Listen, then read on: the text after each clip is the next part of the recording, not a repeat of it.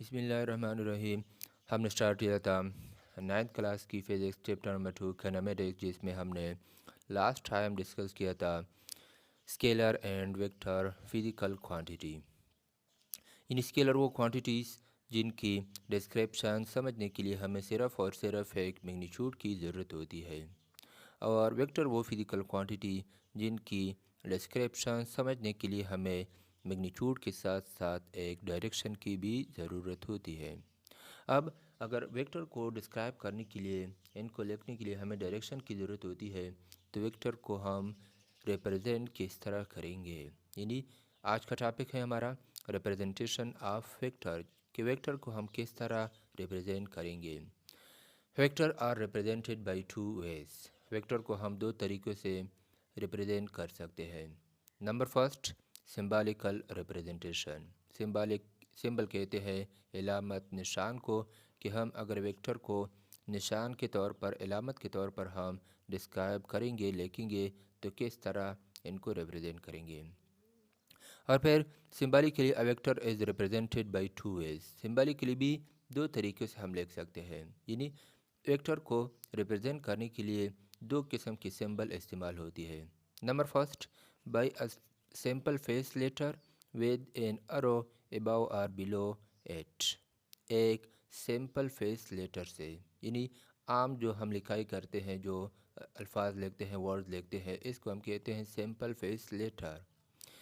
Simple face letter जिनके ऊपर या नीचे एक एरो हो, एक तीर, एक शुआ हो, और इनके अलावा the letter is either capital और स्मॉल।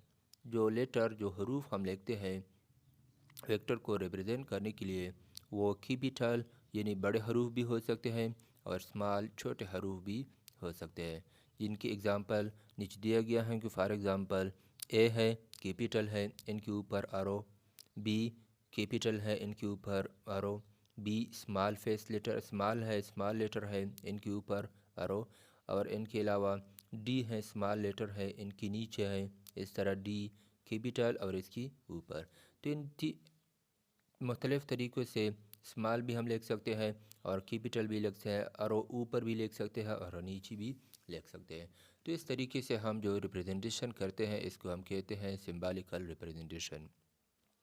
और दूसरा तरीका क्या है, by a bold faced letter either a capital और स्मॉल।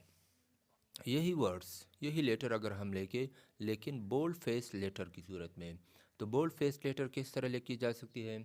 बोल्ड फेस लेटर अगर आप लोगों ने कभी देखा हो कि बाज़ औक़ात जो बुक्स में डिफिनीशन होती है, या जो एक ऐसा वर्ड्स होती हैं जो कि हमें ज़्यादा तवज्जो की ज़रूरत होती है वहाँ पर, तो वहाँ पर इंक थोड़ी ज़्यादा इस्तेमाल होती है।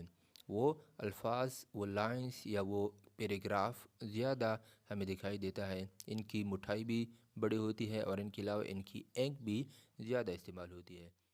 ये बोल्ड फेस लेटर आम अल्फाज अगर हम खुद राइटिंग करेंगे, तो इस सूरत में हम इनको लिख नहीं सकते, क्योंकि बोल्ड फेस लेटर में इंक ज़्यादा इस्तेमाल होती है। अगर हम इंक को ज़्यादा इस्तेमाल करेंगे, तो जो इंक होती है वो दूसरी तरफ, पेज की दूसरी तरफ भी नीचे जाएगी।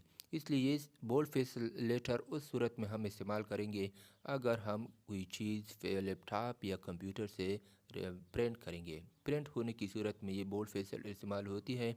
इनके अलावा जब भी हम वेक्टर रिप्रेजेंटेशन अपने हाथों से लिखते हैं, तो फिर इसके लिए सिर्फ़ और सिर्फ कौन सा तरीका है, सिंपल फेस लेटर जिनके ऊपर आरो नीचे या ऊपर होती है।